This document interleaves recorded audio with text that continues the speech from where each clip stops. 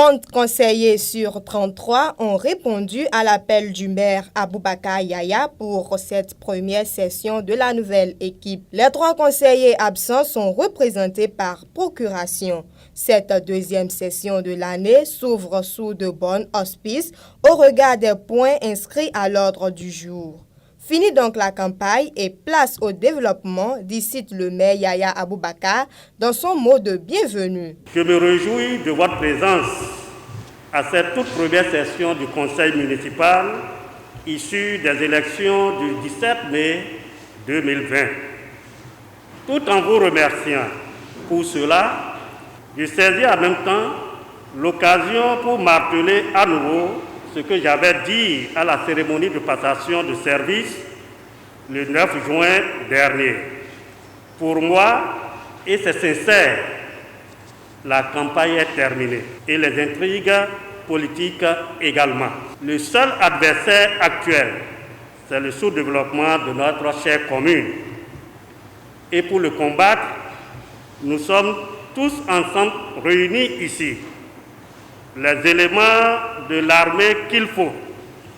Je sais donc compter sur chacun et sur tous pour réussir le pari du développement de la ville de Parakou. Les 7 points dont un divers inscrits dans l'ordre du jour ont permis d'apporter des clarifications et des suggestions à l'issue des débats.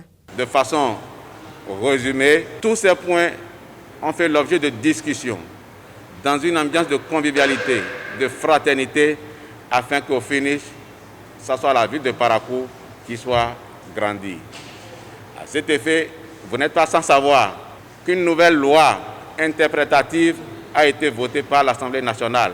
Cette loi a fait l'objet d'une discussion, d'échanges fructueux entre les conseillers pour que le règlement intérieur, l'installation des commissions permanentes puissent être arrimés à cette loi-là.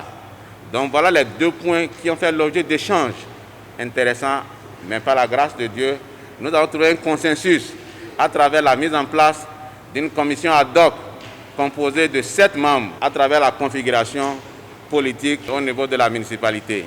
Cette commission est chargée de 2 membres de l'UP et 2 membres de BR et de 3 membres des forces Cori pour un Bénin émergement.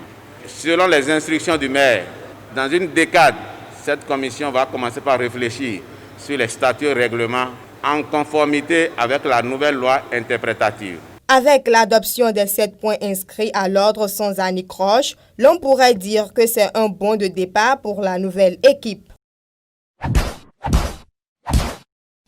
Abonnez-vous à la chaîne MP Vision TV et activez la cloche de notification pour ne plus rater nos vidéos.